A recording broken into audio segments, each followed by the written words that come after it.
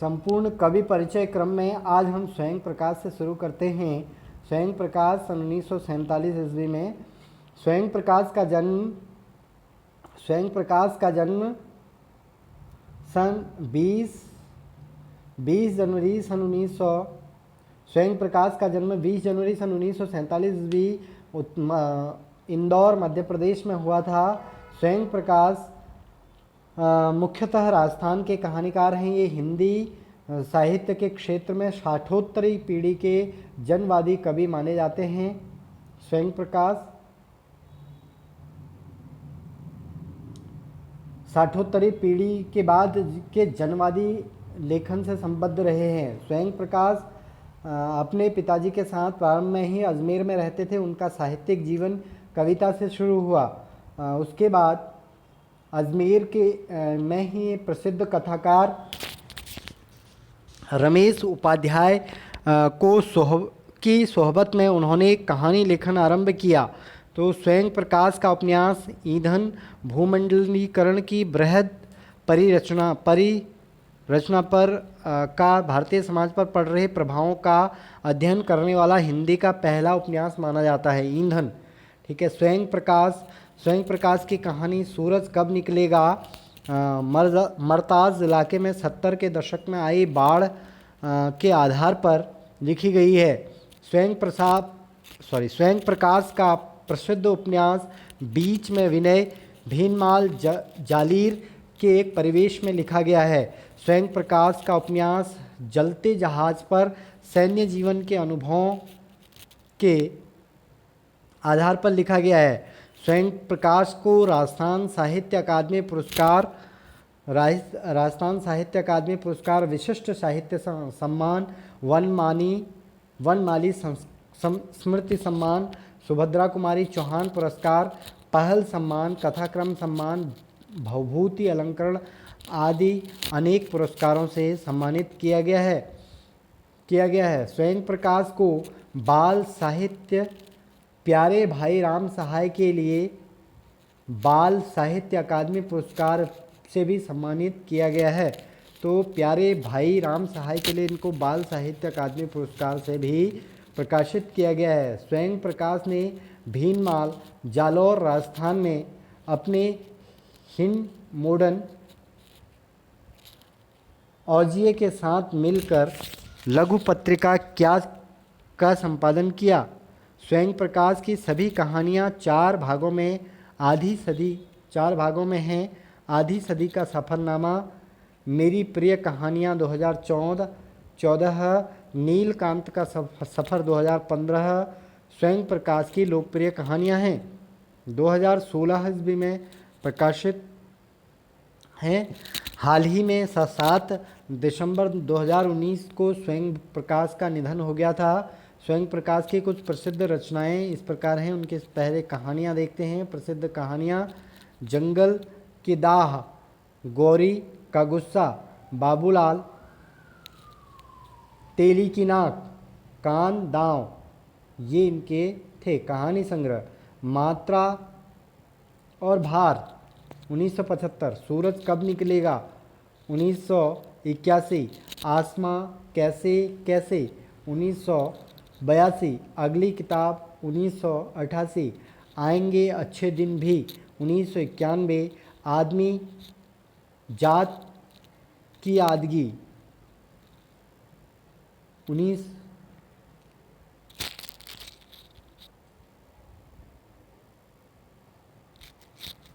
अगले जन्म 2002, संधान 2008, छोटू उस्ताद 2015। कुछ उपन्यास भी हैं इनके। जलते जहाज भर 1982, ज्योति रथ के सारथी 1987, उत्तर जीवन कथा 1983, बीच में विनय 1994, ईंधन 2004। इसके अलावा इनके कुछ नाटक हैं। फिनिक्स 1980, 2016 में पुनः प्रकाशित हुआ है। फिनिक्स, चौबोली, सबका दुश्मन, ये इनके प्रमुख नाटक हैं। निबंध संग्रह एक बार देखते हैं।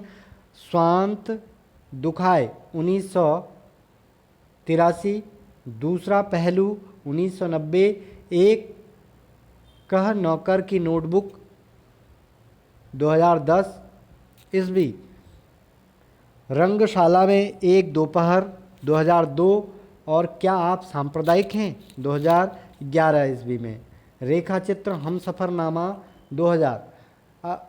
ये स्वयं प्रकाश का संपूर्ण परिचय और उनके तथ्यात्मक और रचनाएं इत्यादि थे।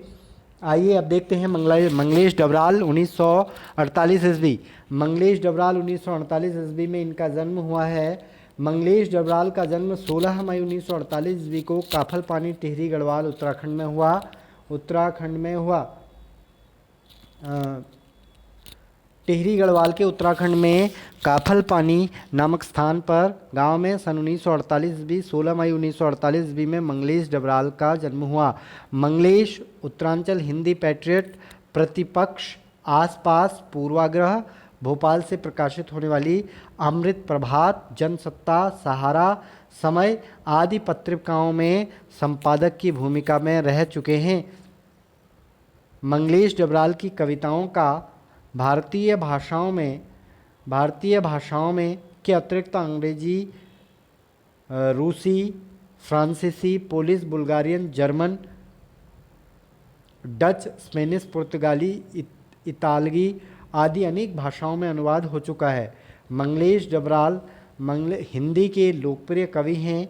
उनकी कविताओं में सामंती, बोध एवं पूंजीवादी छल छद्म दोनों का प्रतिकार है। मंगलेश डबराल ने को सन 2000 ईस्वी में उनके हम जो देखते हैं काव्य के लिए साहित्य अकादमी पुरस्कार दिया गया। मंगलेश डबराल को दिल्ली हिंदी अकादमी का साहित्यकार सम्मान और कुमार विकल स्मृति पुरस्कार से भी सम्मानित किया गया। मंगलेश डबराल की रचनाएं इस प्रकार हैं। काव्य रचनाएं हैं इनकी पहाड़ पर लालटेन, घर का रास्ता, हम जो देखते हैं, आवाज़ भी एक जगह है, नए युग का में शत्रु, ये इनके प्रमुख जो हैं काव्य रचनाएं हैं। इनके यात्रा संस्मरण हैं। एक बार आयोबा यात्रा वृतांत गद्य रचना है। लेखक की रोटी, कवि का अकेलापन, इनकी प्रसिद्ध पंक्तियां देख लेते हैं। कहीं से चला आता है संगतकार का स्वर, कभी कभी वह यों ही देता है उसका साथ, यह बताने के लिए कि वह अकेला नहीं है, और यह है कि फिर से गाया जा सकता है। संगतकार कविता कक्षा 10 NCERT की बुक्स में यह कविता है। तो आगे नासिरा शर्मा, स्वयं प्रकाश और मंगलेश डबराल के बाद अब हम नासिरा शर्मा पर यहाँ पर नज़र डालते हैं। नासिरा शर्मा का जन्म 22 अगस्त सन 1948 ईस्वी को प्रयागराज उत्तर प्रदेश में हुआ। नासिरा शर्मा की कहानियों में स्त्री पुरुष संबंधों की प्रमुखता पढ़ने को मिलती है। इनकी कहानियाँ सिर्फ एक कहानी मात्र न होकर पूरा जिंदगीनामा है, जो शब्दों के द्वारा तर्कपूर्ण विस्तृत ब्यौरा प्रस्तुत करती हैं। स्त्री विमर्श की दृष्टि से नासिरा शर्मा की कहानियाँ अत्यधिक महत्वपूर्ण हैं।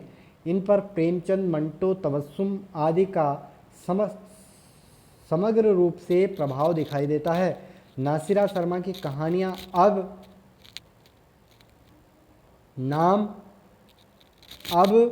तक वापसी, सरजमीन और शालमली नाम से 3 टीवी सीरियल बन चुके हैं, और माँ, तड़प, आया बसंत, काली मोहिनी, सेमल का दरख्त और बावली नामक दूरदर्शन के लिए 6 धारावाहिक भी इनके लेखन से बन चुके हैं। नासिरा शर्मा को उपन्यास कुइयाँ जान के लिए उनको यूके कथा सम्मान से नवाजा जा चुका है। इसके अतिरिक्त नासिरा शर्मा को उपन्यास पारिजात के लिए सन 2016 में साहित्य अकादमी पुरस्कार दिया गया। नासिरा शर्मा को उपन्यास पारिजात के लिए 2016 में साहित्य अकादमी पुरस्कार से सम्मानित किया गया है।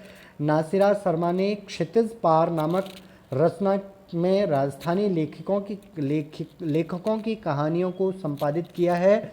तो नासिरा शर्मा ने क्षितिज पार यानी कि राजस्थानी साहित्य को इसमें समेटा है। नासिरा शर्मा की कहानियाँ इस प्रकार हैं: पत्थर गली 1936, शामी कागज़, संगत का संगसार 1993, इब्ने मरियम 1994, सबीना के 40 चोर 1997, खुदा की वापसी 1995, इंसानी नस्ल 2001, बुत खाना, दूसरा ताजमहल 2002। अब इनके उपन्यास पर एक नज़र डालते हैं।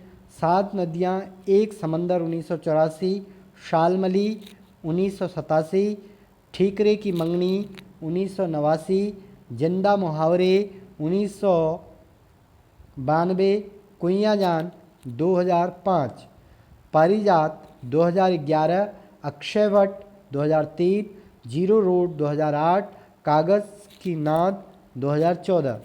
ये इनके मुख्य उपन्यास थे। अब नाटक हैं। पत्थर गली, दहलीज। पत्थर गली और दहलीज इनके प्रमुख नाटक हैं। फब्बारे जहाँ लहू रोते हैं इनका प्रमुख रिपोर्टाज है। फब्बारे जहाँ लहू रोते हैं। तो ये था आज के महत्वपूर्ण कवियों का परिचय। अब अगली कड़ी में फिर देखते हैं कुछ और कवियों को।